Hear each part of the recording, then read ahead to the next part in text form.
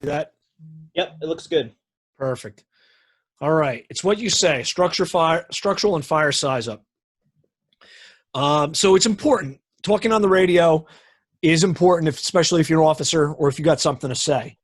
I think listening on the radio is more important, and we're probably doing that 90% of the time for most firefighters, because you're listening to see what's going on and hearing other people paint that picture. Sometimes you're going to be put in that position that you're going to have to actually paint that picture. And some of the experience that I have, let me go to my my resume, I guess, on paper. So I started out as a volunteer fireman in 1993 for the Roxbury Township Fire Department. Started at the age of 18, but I started in the fire service much younger. My father was a volunteer my whole life in a couple different departments. He actually started out as part of the civil defense in the city where I work, long before I was even thought of. So I work in the city of Passaic. I've been there for coming up on completing 20 years next month. So right now I'm assigned to the ladder truck, ladder 2. It's a tiller. As an officer, I've been assigned to the ladder truck. I was fortunate enough to spend a lot of time on both the tiller and the tower that we have. We are a small city. We are 3.2 square miles, but guess what? We got 100,000 people packed in there. So we're stacked and backed. We have all 5 types of building construction. So we do see a lot of fires. We do see a lot of work. But just some of the other things that are part of my resume here, or dossier, if you want to call it. Myself and my buddy Sean Egan have a podcast called The Thin Red Line Radio Show, and we talk every once in a while. I'm also part of the Revolutionary Fools of North Jersey. I was part of the original Jersey Fools. Taught at a couple conferences, and I'm hoping that the conference tour comes back up, because it's really important to get out and speak with our brother firefighters face-to-face and sister firefighters. And one of the last things, but certainly not least, I am an advocate for the National Fallen Firefighters Foundation. The National Fallen Firefighters Foundation does a lot for the fire service. We have websites that we use. We do donations, stair climbs. There's a whole bunch of stuff that's out there. Please check out the National Fallen Firefighters at Courage to Be Safe. We just Google National Fallen Firefighters Foundation as well. So we're gonna get this thing going. So size up. It's really important. Why is it so important? Because it paints that picture. All right. Some of the things that I try and write or I keep in my head when I've started as an officer, and even before that, when I was riding the right front seat, always created these 4 things. I had them in my head when I'm riding down the road: building height, building construction type, occupancy, and what's happening. And then you drop the mic. We can also do this for progress reports. We don't have to worry about the height and the construction type and the occupancy, but what's happening.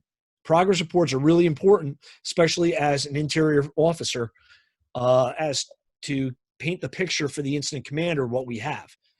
You've heard the saying before, that the guys on the roof say we got nothing, and the guys inside say we're taking a beating in here.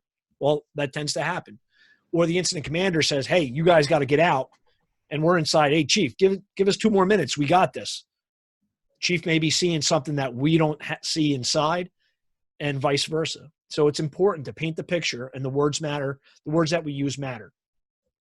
So we're gonna do this real quick. We're gonna come through, and again, we're gonna do about an hour's worth of class tonight. But this is our standard, right? What would we call this house? And I'm gonna give you what I've got on this. I'm calling this a 2.5 story wood frame. All right, a class 5 if guys are calling out the building construction. 2.5 story wood frame residential dwelling. So you ask, where do I get the half from? Because there's not really an attic there. I learned from Chief Turpak.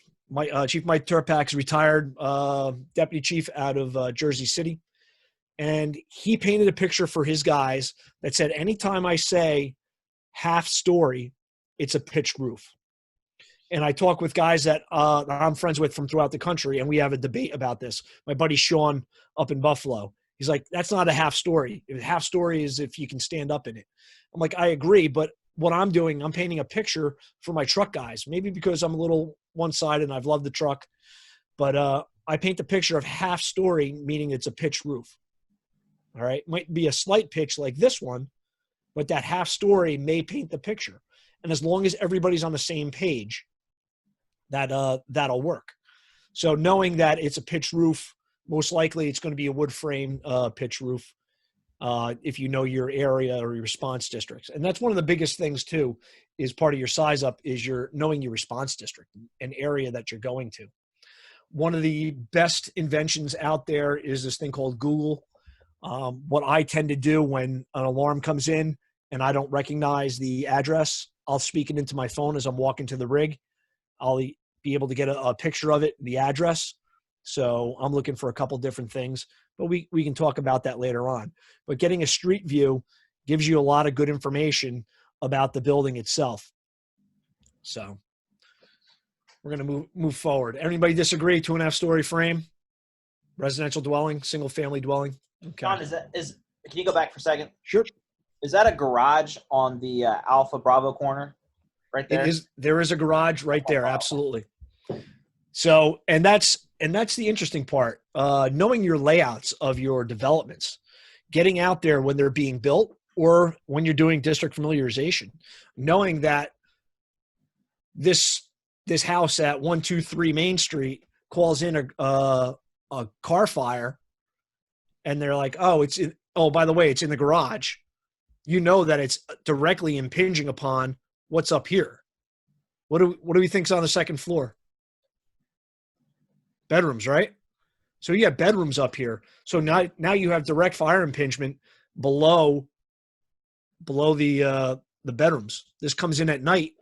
We got to make sure we get up there. Quick primary search, clear out those bedrooms, probably in the front and the back. But this is probably a 2-bay garage. We'll get 2 cars in there. I wish I can get 2 cars in my garage. I got too much stuff in it. But that's a whole nother issue. But again, knowing your size ups and knowing that this is a split level house, right? So the split level, you come up and you have stairs that go up and stairs that go down. So with the split level, you come up and most of the times you got a kitchen right in front of you. And to your right, you've got a living room and a dining room to the rear. If you make a left going down the hallway, you got a bathroom and probably 2 or 3 bedrooms.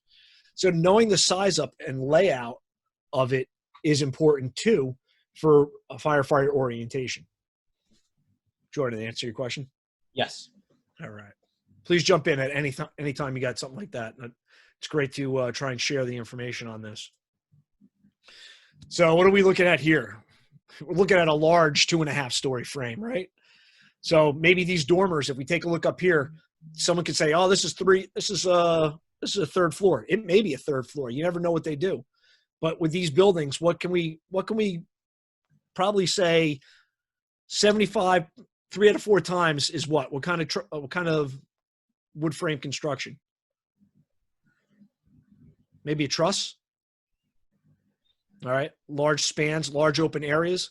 So that's where it's very important to know your building jurisdictions, what's going up. When these things are being built, get inside, see if they're really stick wood or if they are trusses, whether you got truss floor joists or you have truss roof members. It's going to be important especially if you're going to try and vent over this garage over here.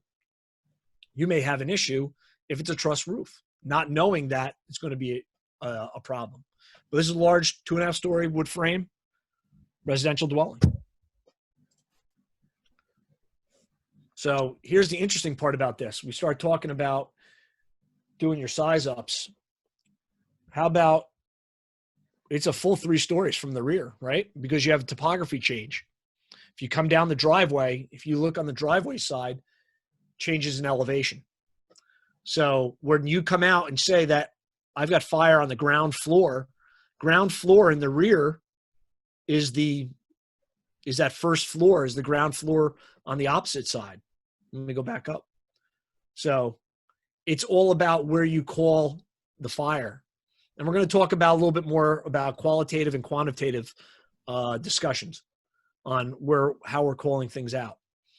But if you look at this, Again, you have that deck out back that's built up. This is almost a 2 stories. This is the second story from the rear because of the change in topography. Okay. What we got here? All right. How about a 3-story or 3.5-story class 5 condo? And we know what condos are made of, right? Come on, somebody say it. Truss wood. Never trust a truss. Condos are made for they're inexpensively made because they can. They make that easy, so they make the money on this. So a fire in a condo, you have a common what kind of loft? It's a truss loft up top. If you have something that's on the second floor or even third floor that extends. So it's important to know where your fire is in these buildings, especially. Fires in a garage, again, definitely impinge upon problems will create problems for the inhabitants above. Sorry about that. My phone rang and it rang on my computer. Did you hear that, Jordan, or no? Yeah, no, you're fine. Sorry about that. All right. So with the condos are multifamily dwellings, right? We know we have 3 units right here where you have one in the front, one in the back, and probably 2 in the back on the bottom on the other side, and you have similar attached. So how smoke and fire are going to move, right? I don't want to get into a building construction or a fire behavior, but that these are stacked and backed. The kitchens are back to back, the bathrooms are back to back, and they're usually stacked on top of each other because it's easier and cheaper to run piping. Okay.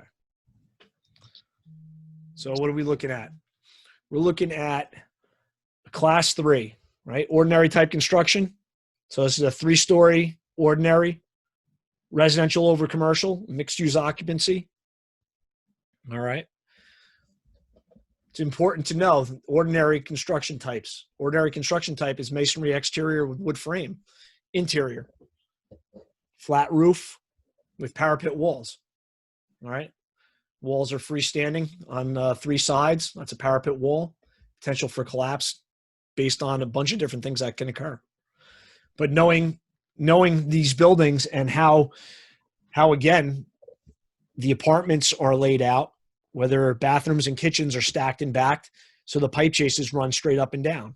So if you touch a soil pipe on the roof and it's warm, you potentially have fire in that pipe chase right there. Okay.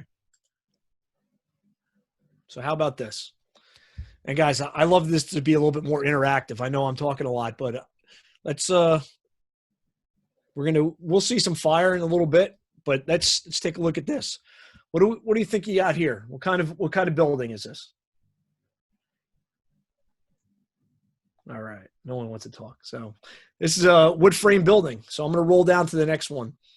All right. This is a wood frame building. It's a residential over commercial. It has apartments on the second floor with a luncheonette on the first floor. So it's important to know this because the luncheonette has a lot of different things that are going to be concerns of ours in the fire service. So knowing that we have a fire on the first floor luncheonette, or do we have it on the second floor? Again, calling that out is so important, and knowing the building size up. Again, class 5 wood frame. This is an older building. It's probably a balloon frame construction building. We know with balloon frame, a fire in the first floor or the basement that gets into the walls is going to run, and that's going to put fire and smoke and heat up into the attic space. And John, I just want to throw out there, majority of the people that are attending this webinar, you guys are in smaller communities, rural communities. You guys know these buildings in your run area. Pre-plan these things right here. These are the fireman killers here. These buildings are so chopped up and cut up, and they've been remodeled and worked on, and there's void spaces galore. These are the fires where you want to know all the information you possibly can. So if you have a training night, a meeting night, go out there, get a hold of the manager, the owner. Hey, can we walk through? Can we take pictures? Can we, where am I putting the first due engine? Where's the tanker shuttle going to go if you have to do that? We call them tankers here on this side of the country. that kind of stuff. So understanding this building when it's on fire at 2 a.m. and you have and I'm just going to be up front, you have your shit together compared to showing up at 2 a.m, fire blowing out. Hey, my kid's in that room. Oh my God, what am I going to do? Let's prepare for the fire. And I agree. So it's important to know, like, we see the staircase going up. All right, good. That leads to potentially 2 apartments. We see the 2 doors here, but what's in the rear? Look, there's a staircase off to the rear that's really sort of blends in. But again, how much access do we have? So is that 3 apartments, or is that just 2 really long apartments? Mm-hmm. It's important to know that and communicate. One of the biggest thing is knowing the fire, working with your fire prevention bureau on buildings like this, knowing your multifamily dwellings and their alarm systems and stuff like that as well. That's always a good thing. If we take a look down here, what is this sort of indicative of? This doghouse right here. Basement area. Good job, David. That's a basement. That's a walk down basement. So now you have a basement. So with a basement, what are they keeping in some of these buildings? Everything, right? It just collects everything. Probably has some piping for the natural gas. It definitely has looks like it's got where the if you take a look down here on your meters, your meter pans, and drops down, looks like you're probably going to have your electrical panels down in the basement as well for your controls. So it's important to know where your access points are as well. Good job with the basement, David. Okay, let's take a look at this. So we got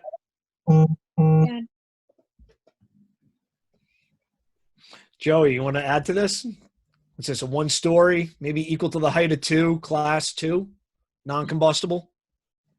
I was going to add to the last one. I typed a few things in the chat because I didn't know how to speak. Well, now you can. Talk to me. Now I got it.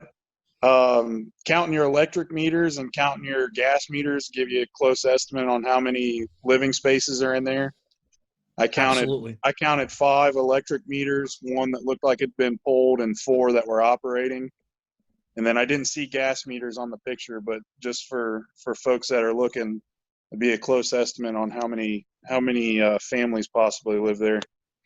That's a great point. The other thing is looking at mailboxes as well, doorbells. One of the things I tend to do, and especially up by me, I look at the air conditioners in the older model style houses. If you take a look, you got an air conditioner here. So the air conditioner here is fairly indicative of probably a bedroom, right? A lot of times we'll put the air conditioner in the bedrooms. That's where we want to get comfortable when we sleep. Starting to know where your bedrooms are and the layout is very important.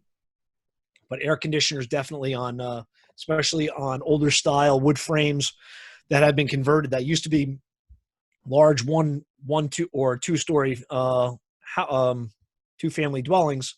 Now they're multifamilies that have been chopped up, different accesses. Again, what are firefighter killers? Renovations, okay, reconstruction. Renovations create void spaces. Void spaces love to hide fire, and then they pop out at the wrong time for us, according to Murphy. We also have a good clue up here, right? Maybe 2 chimneys, 2 boilers, 2 furnaces that they have, or maybe 1 is a fireplace. You don't know unless you're out there checking these buildings. And again, anytime that something's under renovation, or if it's being built, take pictures as it goes along. It helps out to take pictures as you go. So I'm gonna move forward. Joey, anything else? That was a great point, though. No, that's all I had. Thanks, John.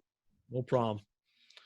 All right, so we come over here now. Now we've got a 1-story equal to the height of 2, class 2, which is non or limited combustible, almost like a strip mall, but it's not. It's just it's got two stores in it.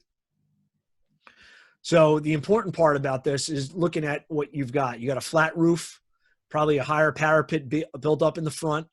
So non-combustible building means it's block and metal, right? And then the limited combustible a lot of times has to do with the roofing. So one of the things I've been seeing lately in class 2 buildings that are being built, they're using wood, but not for structural purposes. They're putting wood in different spots to create the pitch or the transition, or as a capstone for underneath, for at the top of the parapet wall, where they're capping where they're putting the aluminum on. We had a fire in a Pathmark exterior fire that went up the outside of the building. It was a block building, but it got up into the metal, the aluminum capping and stuff like that. And we still had smoke for a little while.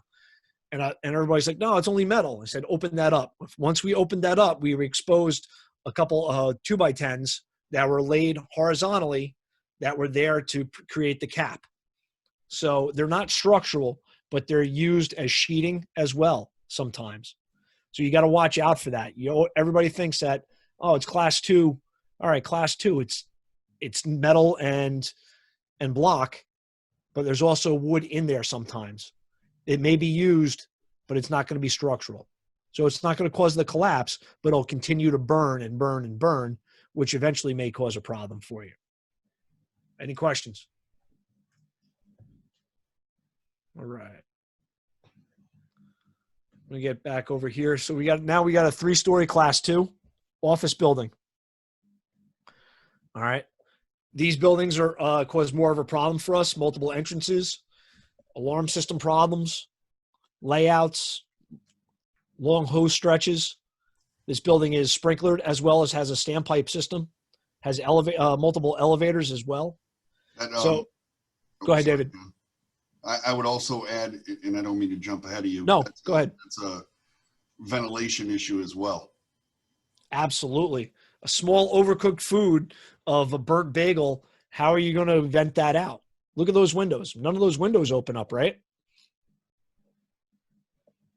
So you're absolutely right. We're going to have to use PPV fans to try and clear that out. And I'll go one better. What happens if you get a broken sprinkler pipe? You've got water everywhere. So they're difficult to drain as well as to vent. So a lot of times we'll be able to get a stairwell that's open and find the one that has the roof access and open it up that way and use our positive pressure fans to clear the smoke up and out. All right. Again, these bring on a lot of different things. If we have a heavy smoke condition, so what happens with fire with a sprinkler system? Anybody ever have a good cold smoke fire where they had to try and find the seat of the fire with these sprinklers going? What does it look like? It's like fog. It's like London. You can't see. So you got to use large area search ropes. Communicating that is really important. Now your location in the building. Communicating what you've got. Maybe having somebody stand by the sprinkler system to shut it down until once we find the seat of the fire and get water on it, so we can hopefully get some lift. And again, venting a cold smoke fire is definitely is very difficult. Good point. Okay. So now we're going to get into where you guys need paper and pen and stuff like that, because what we're going to do, I'm going to show 7 photos. In the 7 photos, please write down, we'll give a couple minutes for each photo.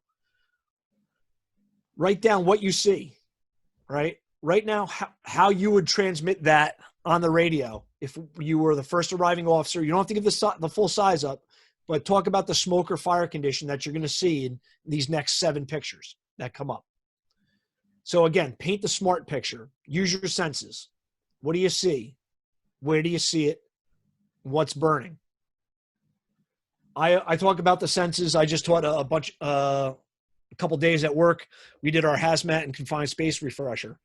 And we're like, all right, well, we got to use our senses when it comes to our responses, right? Sight, sound are 2 big ones. Taste is not really a really good one, but the smell is not a good one either. But that sort of gives us an indication of what's burning. I wrote an article a number of years ago about the different smells of a fire, right? You walk outside in a fall day and you can smell what a fireplace smells like compared to a grass fire or leaves burning or a fire pit versus the smell of electrical burning, right? Or the smell of a overcooked food. You can't miss that smell of overcooked food once you step out of the apparatus. Sometimes it's that, and that's going to stay with you for a while. Anybody ever have that that overcooked food smell stay in your turnout goat for at least a day or two? You know it. It's a nasty, acrid smoke. But again, our senses from a distance will help us out with that. Tell us about smoked fire conditions. Paint that picture of reported victims or exposed exposures. All right. Sounds funny, but what's exposed? You might have an exposure, but is it exposed? No. Does that fire blowing, impinging upon it? Absolutely. That's an exposed exposure. All right. That's an exposure problem. So we're going to click through these 7 photos. We're going to give it a couple minutes at each one. I'm going to try not to give away what I'm going to say, but we can look at each of these. Again, if you take a look at this picture right here, obviously it's FDNY. You know, some people call things as light. You know, that's a light smoke condition. Well, that's not, or it's a minimal smoke condition, or try not to get stuck into that realm, but I'm not going to try and throw that off, but we're going to go over here. So activity time. Describe what's showing. Write it down because we're going to come back to these. Once we get done with all 7, we'll go, we'll talk about qualitative and quantitative, and then we'll roll into those same 7 pictures. This is where everybody can come off mute and talk about what they think they see and what they potentially will say as a report. Okay? So, number 1. If you want to get into an actual report, that'd be great. I'd love to hear your size-up reports. Size-up reports are really important because if you do them for the smells and bells, you're going to do them for the big fire. I had a chief that was phenomenal with giving a great size-up, and once there was a fire, he was pretty much saying drop lines and not really giving much of a size-up. So we knew when we had a fire versus when we knew we didn't have anything going on. And you can sort of get that tell of what you had by how his size up went.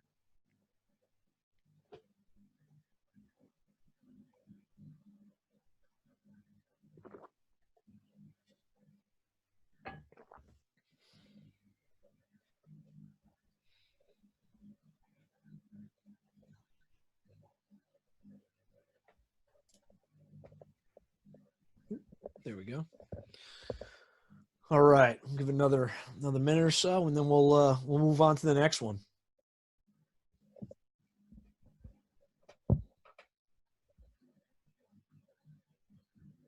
We have any questions, Jordan, from anything that we were going over before? No, everything's good so far. Good. I'm just kind of jotting notes down and. Perfect. And again, this is a drill that you guys can do easily at the firehouse with your members. Throw it together. I started this just as a explaining a rear report. Our guys on the truck company, and I'm going to move on to the next one. I'll tell my story. Okay. Number 2, our truck company, our Bravo guy on the tiller, he hops off and he gets to the rear of the building and gives a rear report. Yep. So with that, I need to know as an officer what his description, what he's seeing, and what he's describing. So we did this as a quick drill with some of our guys that ride over on the truck. We got guys that cross over every once in a while. And it was really informative because some guys were saying certain things when seeing these pictures and other people were picking up other stuff. And we had a really good discussion with it. What I probably should have asked earlier was how many people are officers or riding that front seat that will be giving the initial reports on arrival versus who may give a progress report inside or an update.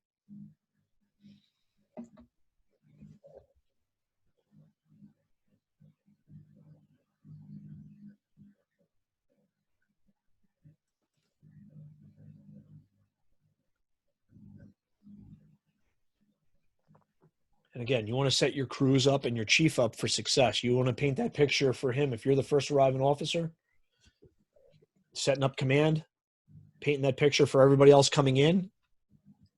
Or if you're the chief pulling up, letting everybody else know what you've got. Everybody's listening for that size up so they know what the game plan is upon their arrival. I always tell people in classes that firemen are nosy, and if someone gets banged out for a fire, most likely we're all listening. We like to know what's going on. Oh, we're absolutely nosy and highly competitive too. Yeah.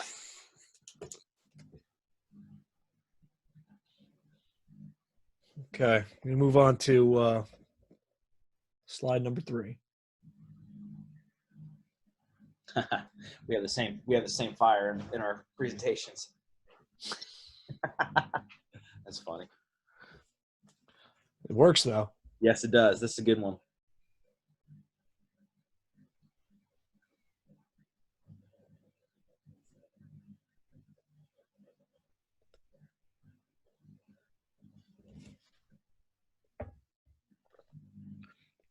And again, like firemen, we are sort of drawn to the flame, like the moth to a flame.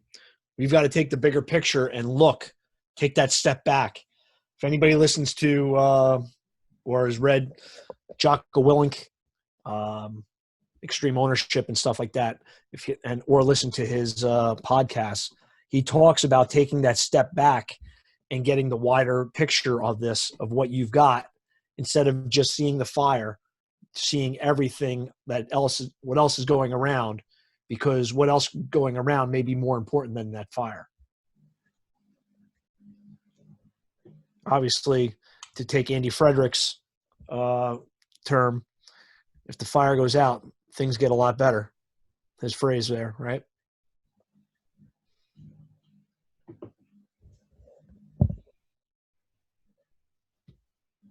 His famous line is, "As goes the first line, so goes the fire."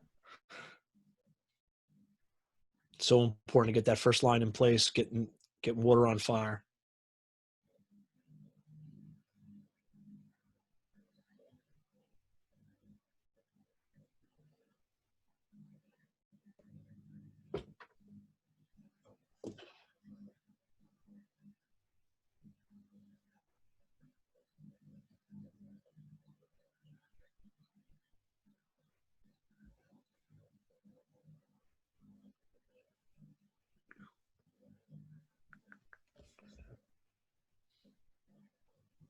Did I skip number 3, Jordan?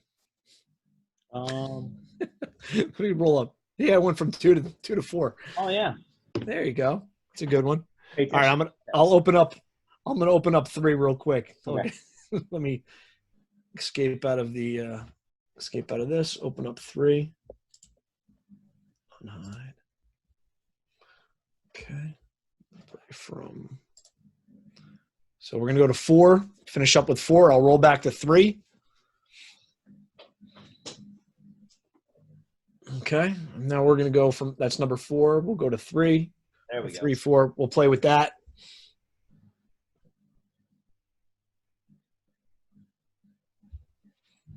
Maybe this is what you're arriving to as you're coming into the complex.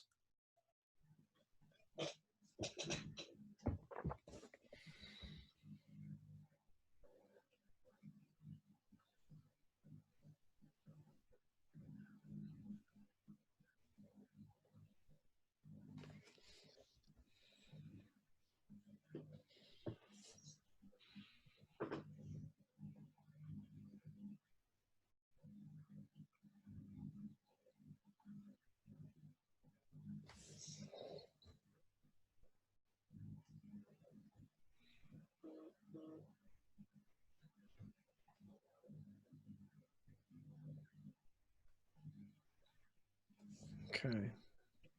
I'm going to open up this real quick one more time. Make sure I got them set for the next ones. All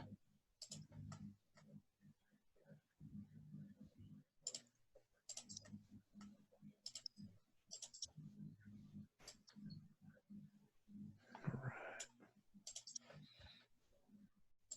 So there we go. All right, we're going to move on. We had 3, number 4. Here's number 5.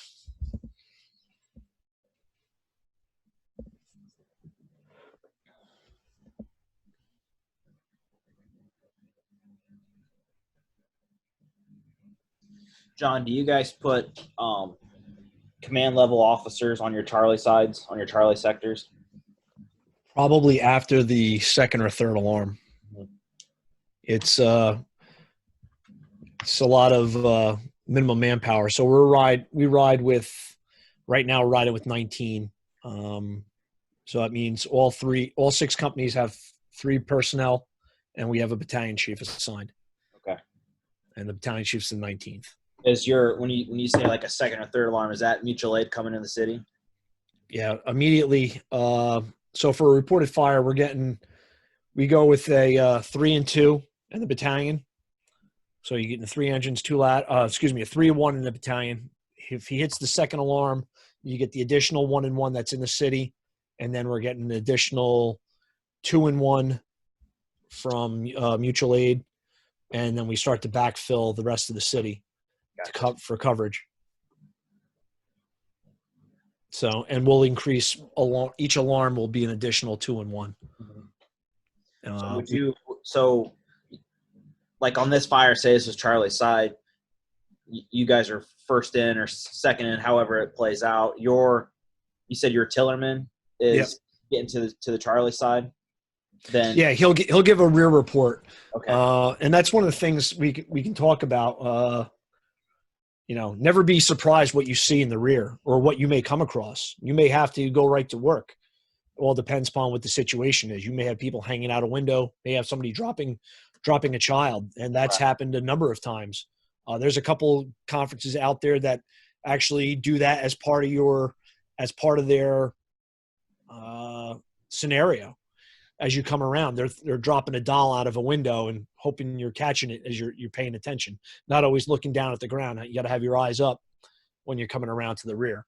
So this was number 5. We'll come down to number 6.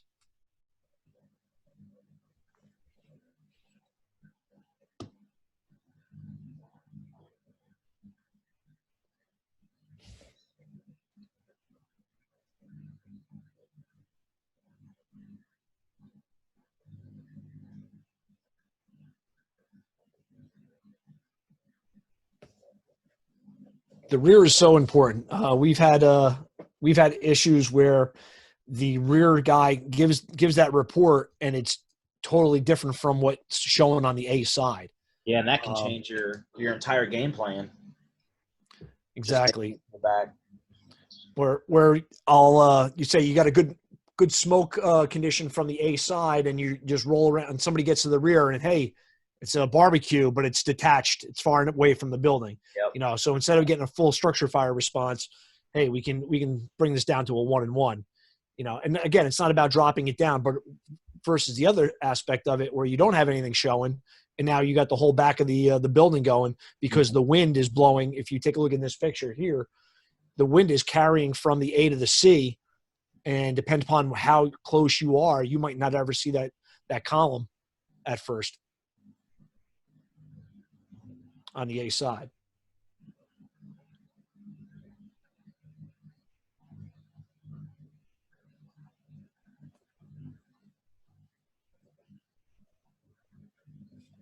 It's kind of common practice in our area, in our neck of the woods. We do not staff a true ladder company. A lot of us jump. So depending on what the call is, dictates what truck we take. So for example, where I work at American Township, like if we're in a hydrant area, we're bringing a medic, an engine, a battalion out of Station 1, and then Station 2 is bringing a 75-foot quint. So, and that's when you get into the conversation of, well, are you a ladder company or are you an engine company? And that's a pretty common practice. And it depends upon where they show up. If they get there first. Yeah, right. Right. You got to make sure if you're a chauffeur of a quint and you're first due, you've got so many things to worry about. Not worry, but your concerns, especially of, hey, I got to make sure I get a water source, and I got to make sure that I can use this ladder and get close enough to whether to vent the roof or make rescues. So you've got like 5 different things going on in your head as you're approaching. Yep. And a lot of us we kind of do.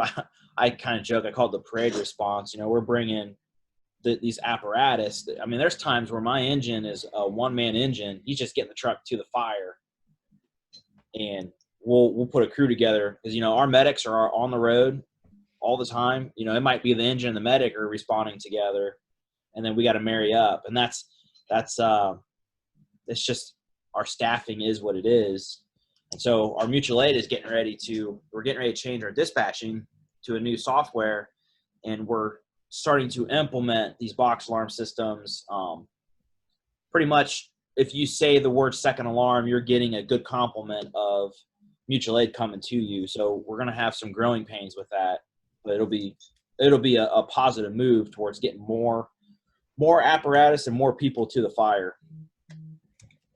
And that's going to do it. More boots on the ground, the better off you're going to be for a lot of different things. All right, let's slide on to our last slide, number 7.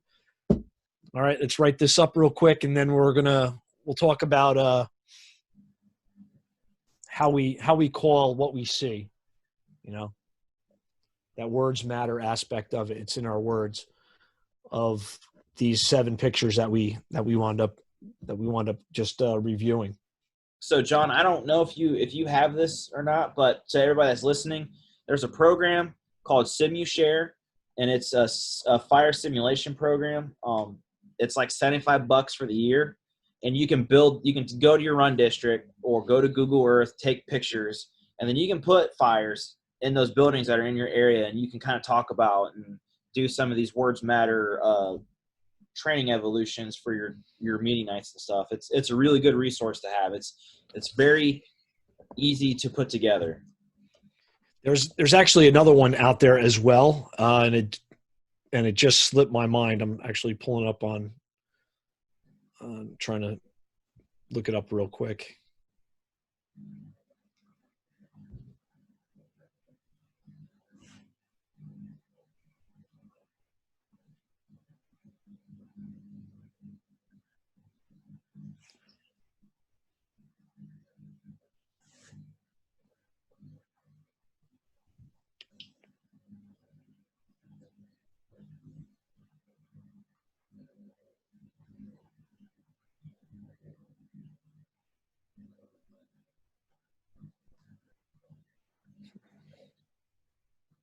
Yeah, it's not popping up for me. So, all right. There's a few out there. I use Share. It's cheap and it's easy to use. Well, that's the big thing. It's got to be user friendly for the fire service. Yep. All right. So should be good for everybody with this. We're going to roll on to the next slide, and we'll talk a little bit. So smoke and fire reporting. We'll talk about qualitative and quantitative.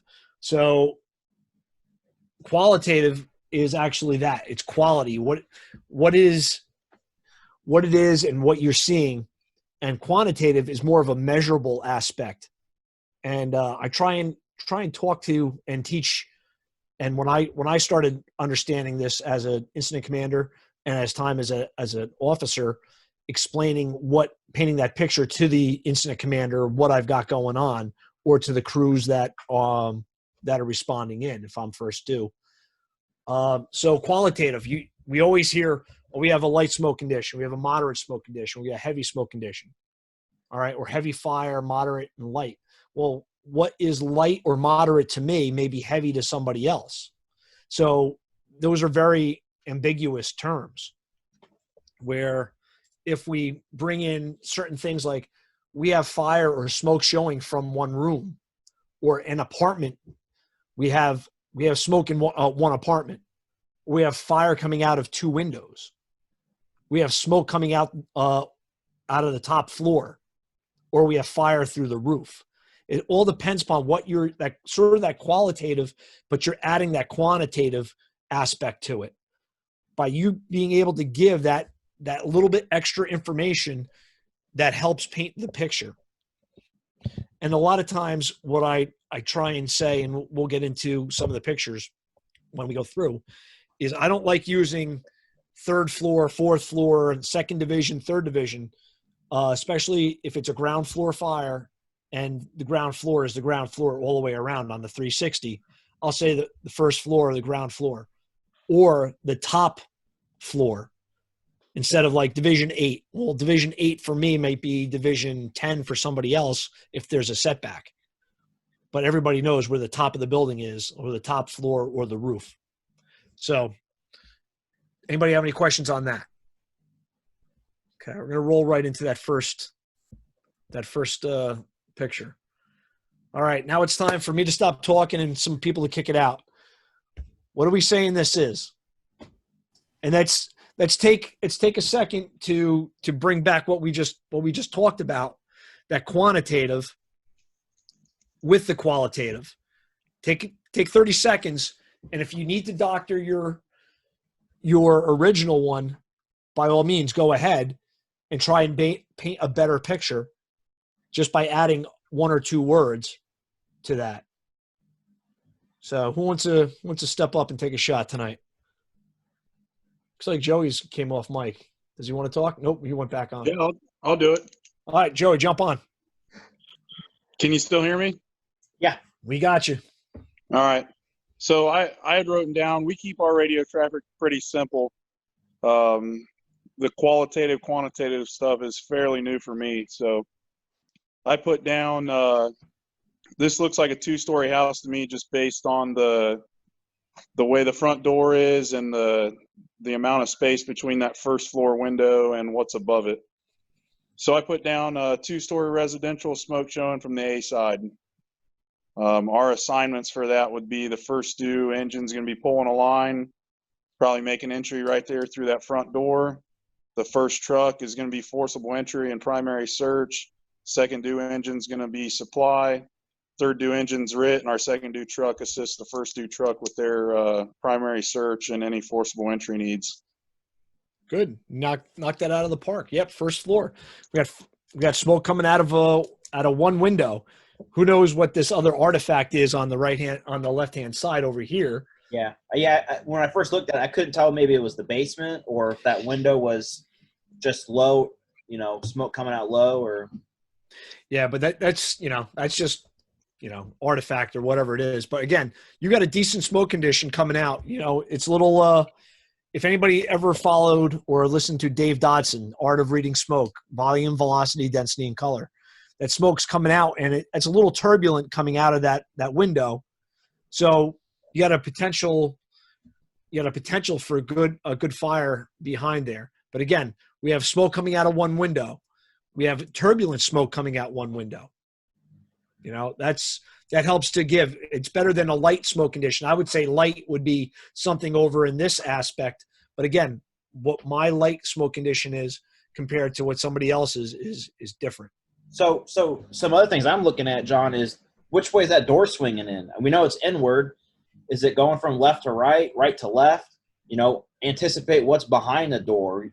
Where's the stairs at? I'm kind of that quick assessment from the front door, that hook and look is, I think, another part of words matter, essentially. You're absolutely right. So I would think that a lot of times you coming through a front door, your stairs should be directly in front of you or just off to one side or the other. And again, knowing your response district, which is huge. I talk about that in pretty much any class that I teach. Your size up doesn't start when the bell hits. Your size up starts when the building's being built in your jurisdiction, and knowing your area, or if you get a new response district, getting out there and understanding the layout of these buildings and stuff like that.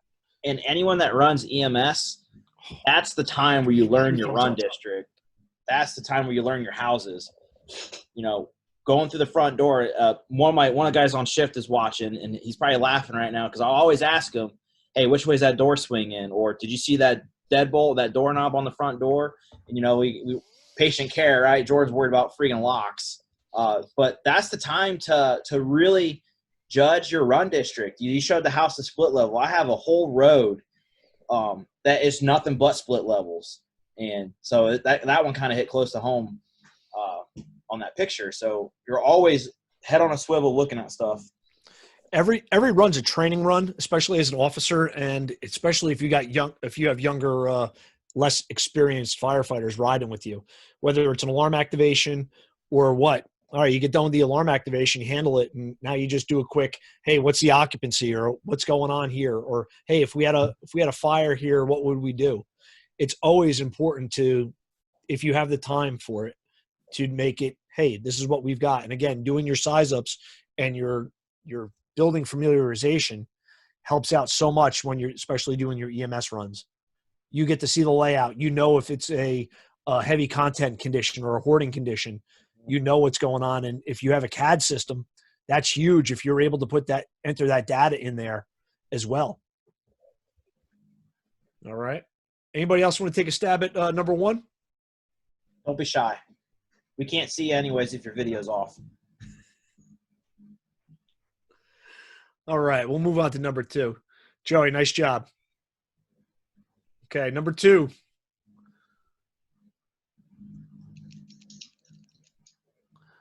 I'll go for it again. I'm not shy. All right. Joey, are you an officer? I just want to get some background. No, I'm just a firefighter in an urban city here in Ohio for Dayton, city of Dayton. So you do stay busy, and you're never just a firefighter, because you know what? We're all of us are leaders. Serious, from the guys riding the jump seat all the way to the chief of the department. Each one of us is a leader in one way or the other, and how we work with our firefighters. You're a senior firefighter, right? How many years you got on? I've got 5 years on at Dayton. I've been doing it for about 13. So you're fairly seasoned in the aspect of what you've seen, so you pass that knowledge along to the junior guys, or pointed out to something that the officer may have missed. There's been a lot of times, and sort of sidebar this, there's been times that I've been looking at something else, and one of my guys goes, hey, Cap, or when I was lieutenant, you see this? And it clues me into something different. That's why we're a team. That's why we ride with, hopefully, 2 or 3 members on the rig, and are able to watch each other's backs and point things out. Better, Absolutely. more eyes. So, Joe, go ahead. I put down for mine 1-story residential. This, to me, I would call this fully involved. There's not too many that I would say that about, but this looks like we got fire blowing out of every window. It's blowing out the front door. We got heavy smoke chugging out the chimney.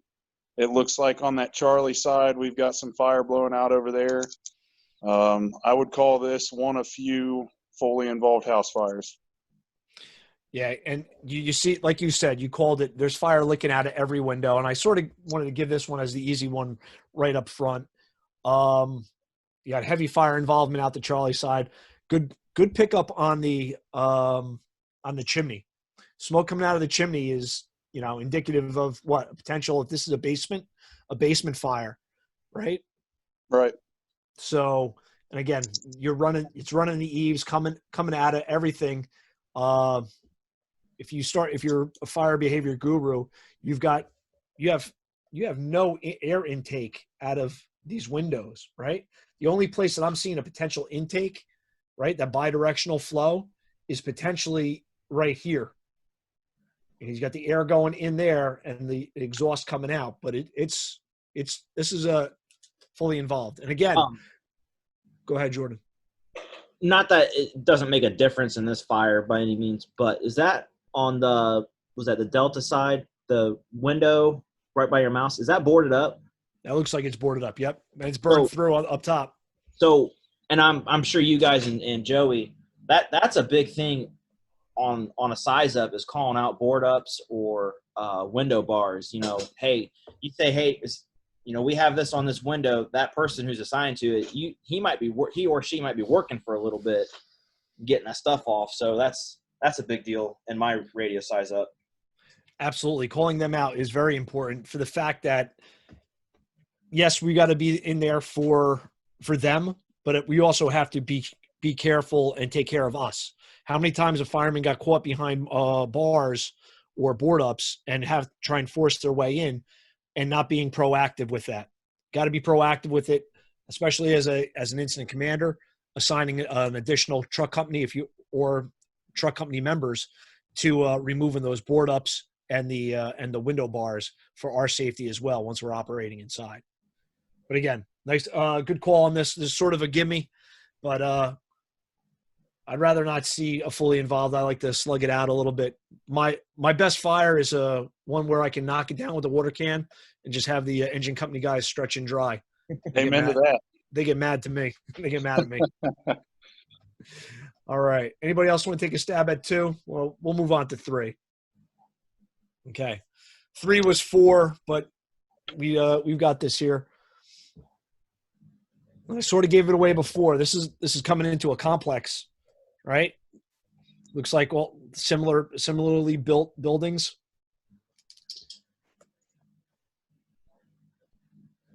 I'll take a stab at it. All right, David. I was hoping you were going to step up. Go ahead. Swing for the fences. I'm not saying it's right, but hey, that's why we're here. We're all learning. I'm going to go with the 2.5-story multifamily dwelling. Heavy fire from the Delta side. Division 2 working its way into the common attic area. Great job. Great job. So you gave location. You gave what kind of fire we've got. We got heavy fire, and it's working its way into the common attic area. You know, with the multifamilies, it can run once it gets to that attic space or truss space. It's going to run. It's going to run that horizontal, and by painting that picture, the incident commander knows that, hey, we're probably going to. This is going to be a labor-intensive job. Maybe strike that additional alarm to get additional truck companies up to the roof, or getting that first new truck company up to the roof if they're not doing primary search. Nice job. Again, I got fire coming out of. If you take a look, it almost looks like it's coming out here through the window. That's a corner. I would say I got fire coming out 2 sides. I got the Charlie Delta side. I got fire coming out. Coming out 2 windows. Calling out 2 sides almost means that you might have more than 1 room involved. Okay. Good job. We'll roll down to this one. Jordan, come on. Give me this one. We both use this in our programs. So there'll be a 3-story apartment complex, heavy fire in the hallway, and it's getting in the attic space. But I know a little bit where this thing is going and where it's leading to, but definitely heavy fire, cutting off egress for sure. It's almost like cheating, Jordan. You use this picture all the time. So Jordan, isn't this a stairwell, correct? Yes. So that's a stairwell. So obviously, and now you have multiple victims at windows needing rescue. If you take a look, and that's where I sort of talk about taking that step back. We always look at the fire. You want to make sure we can look and see what we've got going on. We got to make sure, especially at night, that we got to do that 360 of the building. Whose job is that? It's probably the incident commanders or the first due truck company guys looking in the bushes real quick in case somebody jumped. How many times have we had that? We have people that are going to jump because of the fire that's impeding their normal means of egress. People are creatures of habit. They know how to get in their house and out of their house probably one way. And that's what I teach in my Through the Lock class. I said the door that they normally go through is probably the least fortified. It might have a number of different locks on it, but it most likely is not always locked, especially during operational hours, during daytime hours. If you show this video in one of your classes to anybody that's watching, viewer discretion is advised. There's some bad language in it. It's a pretty violent fire. And these fires, man, there's no hesitation. You have to act. People's lives are on the line. This fire was, and I hope I'm not jumping ahead, John. No, go ahead, run with it. I don't use it. Go ahead. This fire is traveling up and over, up and out, very, very rapidly. As this video progresses, where the window right off to the right, you can literally watch that fire punch through, and that room becomes involved, and then the next room becomes involved, and then the attic gets involved. But it's doing that not just to the right, but also to the left of this fire as well. You know, this is one of them cases where water on the fire and ladders are going to save lives. quick knockdown with whether it's a deck gun or using if you got a quick 2.5 blitz nozzle, blitz, again, pull an 1.75 to this. And again, this isn't a tactics class, but pull an 1.75 to this, sort of put yourself behind the 8 ball. Yep. You're going to need a number of 1.75 lines. Why not come out with a 2.5, throwing tons of water or a deck gun to reset that fire, knock that down, so we can get the guys to come up and stretch through the stairwell. And right here, there's no access to the stair. It's on the opposite side. So again, how do we defeat that? Easy. Throw a 14-foot ladder up in there, and then we start making our attack from there if we're setting up on this side. Because again, we might not have the direct access with our apparatus based on a lot of different things, especially multifamily dwellings. What do we have to worry about? Cars parked. Cars are going to be our major issue, especially for setting up for aerial operations. All right, making sure we got the proper outriggers getting out and all that other stuff, and having enough reach to get there. Sometimes these buildings have setbacks. I'm looking at the curb here. It's a shallow curb. They're only looking 10 to 15 feet from the curb line to the building. And again, what are we reaching? 3rd floor. My go-to ladder right now is the 28-footer. 28-footer for me will get me to the 2nd floor, or it'll get me to the 3rd floor sill. I'm not sure what guys are pulling right away for if they're throwing ground ladders, but I like a 28-foot ladder. 28-foot ladder beats that 24 hands down. And again, I know a lot of engines are only carrying 24s, but if you're a truck company, my first request with my guys is, if we're going to pull a ladder, make it the 28. It's more versatile than the 24. I think I agree with you, John. And who is that? It's Jordan. I think in my area, the deck gun is going to be that first water. And then, then it comes into, is your deck gun set up for a one-man operation? You have that ball valve on top where you can charge it at the pump, climb up the truck, start throwing water up to that fire. We are transitioning to a remote control deck gun. We have not had an opportunity to use it yet on a fire, so I can't really speak for it. But this would be one guy's running the deck gun and the rest are throwing ladders or getting the next line in place. I mean, we're kind of a skeleton crew at first, so we're going to be doing a lot of things at once, very, very short-staffed. So the issue with that, and again, it's fun to talk tactics a little bit and get away from the radio stuff, but even pulling a quick 2.5, do you have a exposure line set up?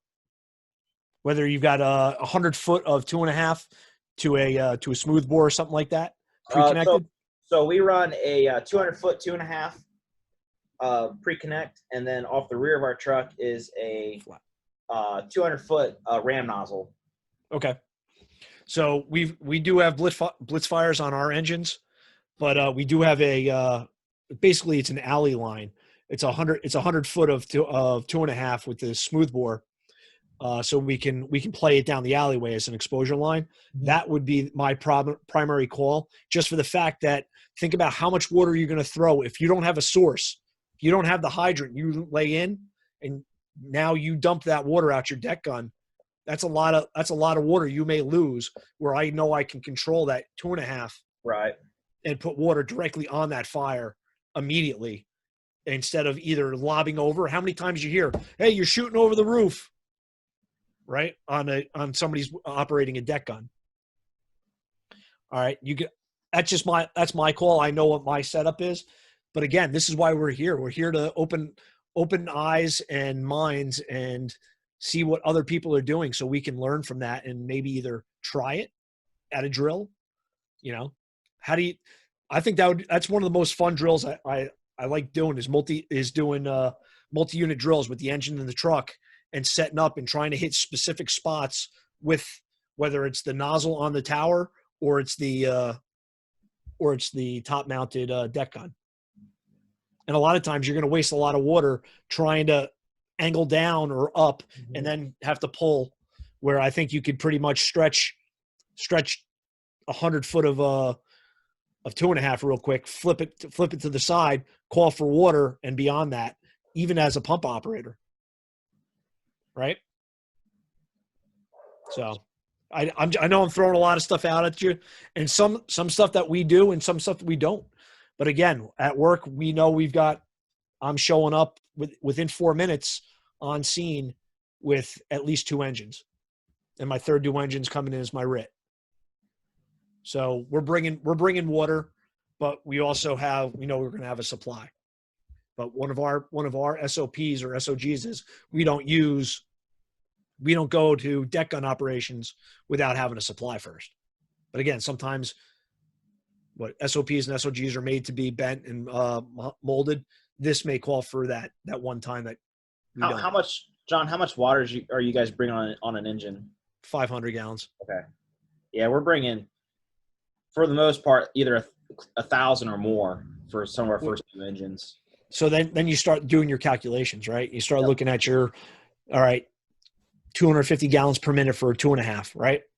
So you've got at least a couple minutes worth of playing with that, or you could use your deck gun and with your calculations, probably 300 to 350. Mm-hmm. And you can do a heck of a lot of a knockdown with that. Yeah. Again, when I talk, it's where I'm at. Our first 2 engine, or I should say our engine is 1,000, our ladder's 500. So we do okay. And that's good. You need to know your limitations, but you also need to know what you guys are aces at. You know what I mean? So, all right, let's move on to 5. Wait, hang on a second. Oh, hey, James. Is that a person hanging out of the far right window? Yes. Okay. Just wanted to make sure. So, and that's what I was trying to get at with taking a wider picture and making sure you just don't see the flame, but you see people in the windows. I would say I think somebody's here as well. And you know what? They may be there and they may not be. They might have been hanging out. Or they could have already jumped even. Could have jumped or became unconscious and then fell back in. True. And if anybody wants a copy of this video, just shoot me an email or something and I can get it to you. It's kind of a gut-wrenching fire to watch, in all honesty, because it's before the fire department shows up. You're seeing everything that the civilians are doing. You're seeing, it's a good one to watch. I can get it to you if you want it. So it's important to know. It's how we read this. This is a there's a fire in the means of egress in the stairwell. We have multiple people trapped on the upper floors, on the top floor. Again, painting that picture. All right, moving down to 5. James, you want to take a stab at it?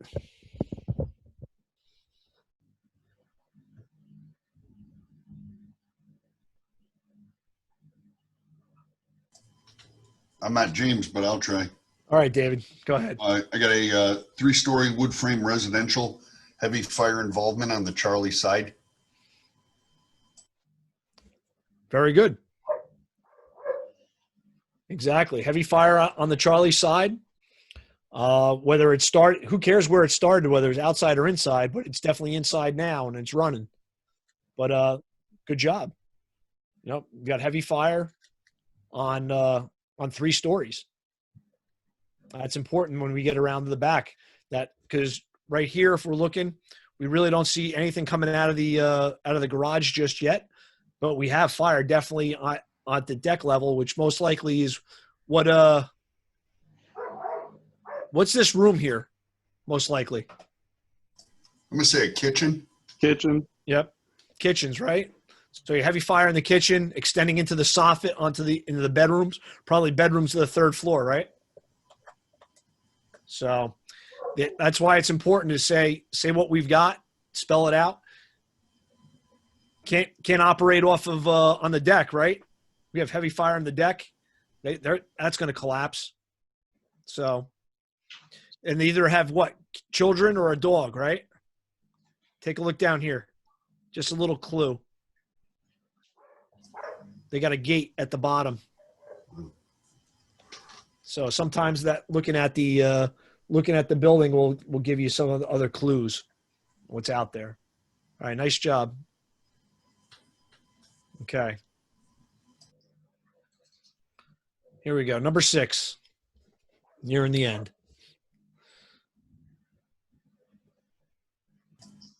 Come on, Joey.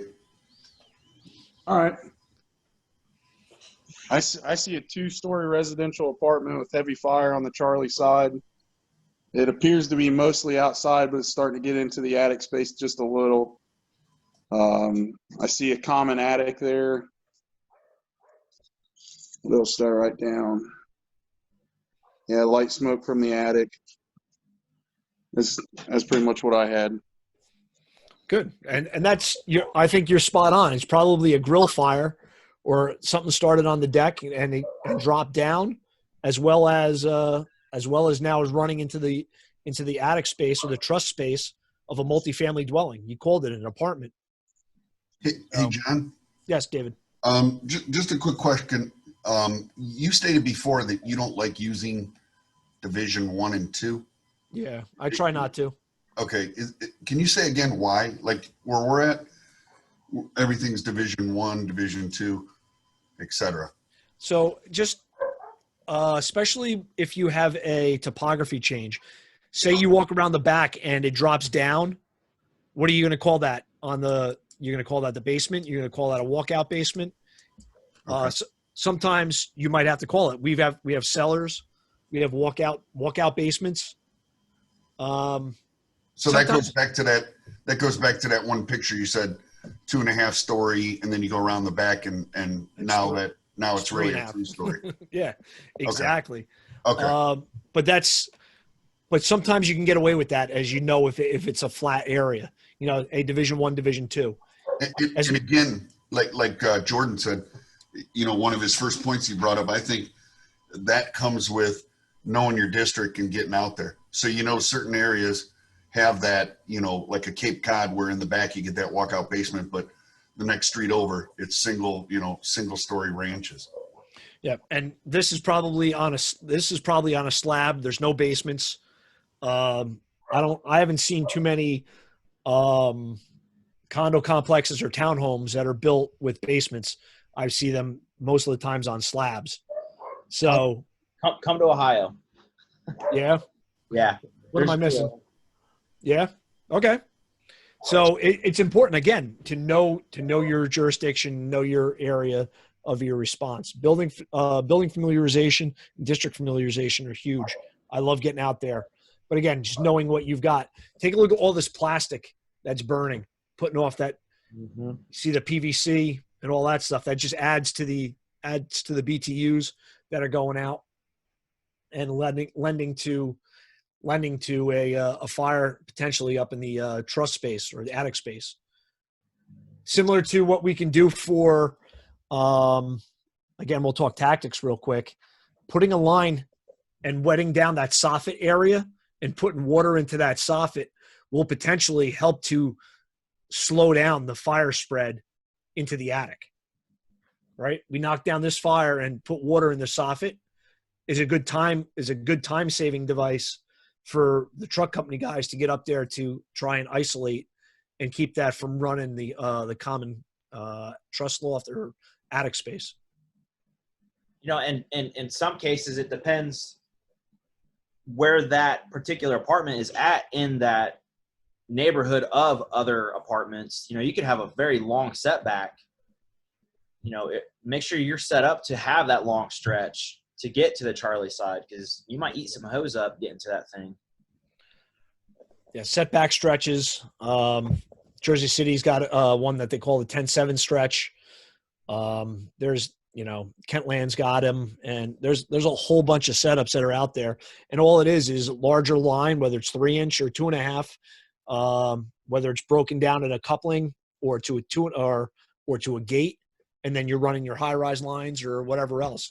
Yep. But the first time you do it shouldn't be at a fire. Absolutely. I 100% agree. Absolutely. And knowing and getting out, knowing your setback of how many lengths that you need is important. All right. How many people hunt here? I know it's, it's sort of sometimes it's a political question, but I use the rangefinder, and I stand in the street and I shoot to the back distance, the furthest distance, and I'll hit all those doors, and to know how far from where the first two engines going to be, how far a stretch it is to that to the doorway, and then knowing that building, how deep it is. So knowing your stretch will make that a lot easier ahead of time, knowing that you've got 7 lengths to the back to a U-style setback. If you have apartments on either side and the U in the back is 7 lengths, knowing that ahead of time makes life a lot easier. So just different things out there, but good job, guys. Thank you. And here's the last one. Here, you talked about Cape Cod style, right? This night might not be a typical Cape Cod, but it's definitely the wood shake and the wood shingles. Balloon frame. Mm-hmm. Fire coming out 2 windows, exposing the attic. And obviously there's an intake someplace else, because you got heavy fire coming out of from top to bottom, coming out of 2 windows. So with this, it's a balloon frame building. What do we got to worry about? Not always up, but what? Basement. Drop down, right? If that's breached that wall, I'm not sure if it's going to be a plaster and lath wall potentially, or if it's going to be sheetrocked. Some of the best fireproofing I've found is a plaster and lath wall that has been sheetrocked over. It helps keep the fire inside the apartment without getting into the void spaces. But you never know what you're gonna come across. Don't look like there's much smoke down here or anything else, but this window just vented out, probably single pane glass. That's where, look at the windows down here. They're not newer style windows. So not much with renovations. Hey, John, if you look down on the bottom underneath that one window, that looks like smoke possibly coming from a basement. Potentially.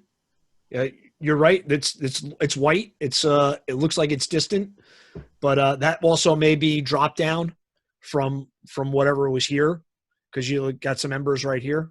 Looks like it's.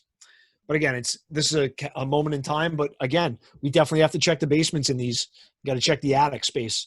Get in there aggressively. Put that fire out. The quicker we put the fire out, the quicker things get better for everybody. Whether it's victims that are potentially trapped inside, or remote from the fire, or as well as us. I'm sorry, my dogs are going nuts. It's all good. I'm glad my dog hasn't barked yet. So, but we're rolling down. We just finished up.